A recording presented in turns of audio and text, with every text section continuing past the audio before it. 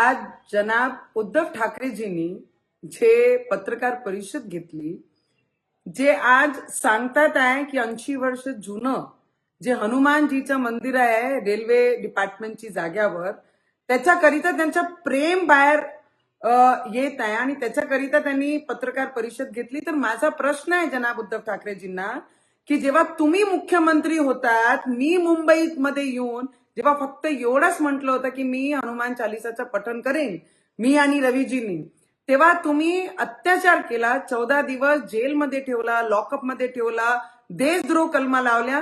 तेव्हा हनुमानजी आणि हनुमान चालिसा का आठवली नाही आणि हिंदुत्व का आठवलं नाही? आज विधानसभाचं असं उत्तर या महाराष्ट्राची जनताने आपल्याला दिलं, तेव्हा आमचा झेंडा आणि आमचं हिंदुत्व, अरे आपली लायकी नाही आहे आमचे देशाचे प्रधानमंत्रीजी बद्दल बोलायची आणि आपली लायकी नाही आहे की आमचे देवेंद्र फडणवीसजी ऍज अ मुख्यमंत्री जे सगळे हिस्ट्री या महाराष्ट्रामध्ये त्यांनी मोडले असे देवेंद्र फडणवीसजीवर बोलायची।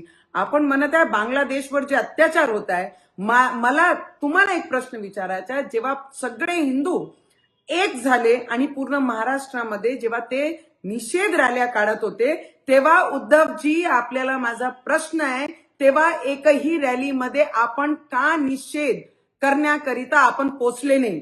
पूर्ण महाराष्ट्रामध्ये प्रत्येक ठिकाणी 4-4 महिन्याचा बाळ सुद्धा त्या रॅलीमध्ये निषेध करण्यासाठी होता की आमचा झेंडा आणि येणारा भविष्य हिंदुत्वाचा हा सुरक्षित राहिला पाहिजे। तेव्हा उद्धवजी, जनाब उद्धवजी, आपण का दिसल्या नाही, आपण का बाहेर पडल्या नाही?